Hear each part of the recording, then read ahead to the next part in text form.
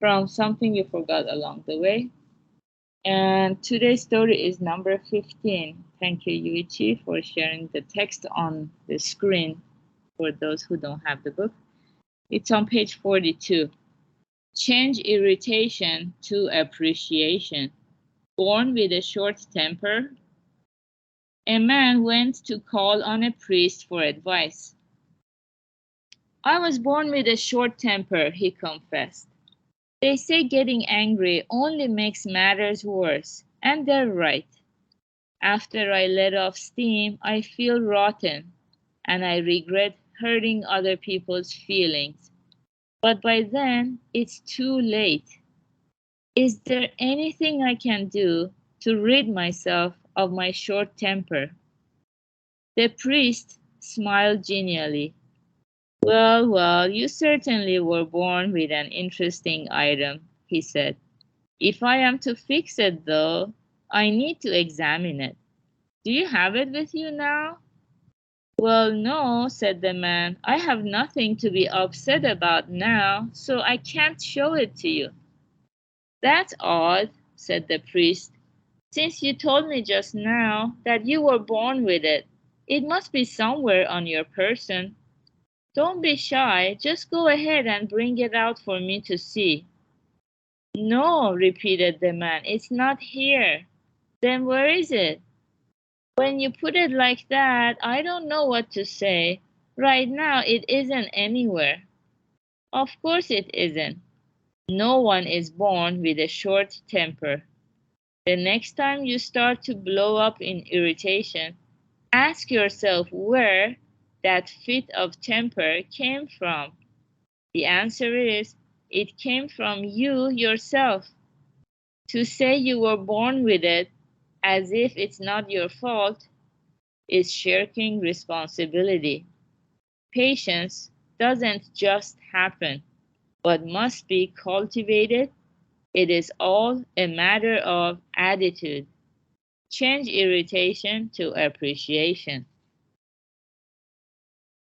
Okay, yeah, this is a very beautiful story that gives us the wisdom to understand that um, we don't want to shirk responsibility by saying that, well, it's my personality. I'm just a short tempered person.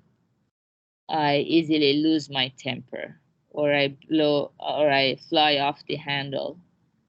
So many people like to justify their negative emotions like that in order to feel that, well, there's nothing I can do about it. So this is who I am. They don't want to do the work, the self improvement work, or the self reflection work to look and ask themselves the obvious question, where does this negative emotion come from? Obviously, it comes from ourselves. It doesn't come from thin air or something out there. Maybe something triggers us, but if we didn't have anything to get triggered, it doesn't matter if there are those stimuli out there that might trigger us or provoke us. So, in this way, a person who walks on a spiritual journey or is about to start their spiritual life begins to see that this is something that's coming out of me. I need to do something about it. Just blaming other people, just waiting for them to change so that I can get less angry, this is just wasting our precious time. We don't have time, like Buddha always says. Our time on this earth is very, very limited. So it's better to take responsibility and ask ourselves, where does this negative emotion come from? Then we can have deeper access to the workings of the mind. So when we are upset or irritated, maybe it's one of the five desires that's not being fulfilled. So it's nobody's fault. I am made of these desires, just like a snowman is made of snow. That's the nature of every human being. So, what can we do about these troubling desires? that if they're not fulfilled, they turn to anger. Recently, I encouraged a friend to go to bed early, and she was telling me, I was staying with her, and I like to go to bed early because I get up early. So she followed suit, and she was so grateful for this new habit.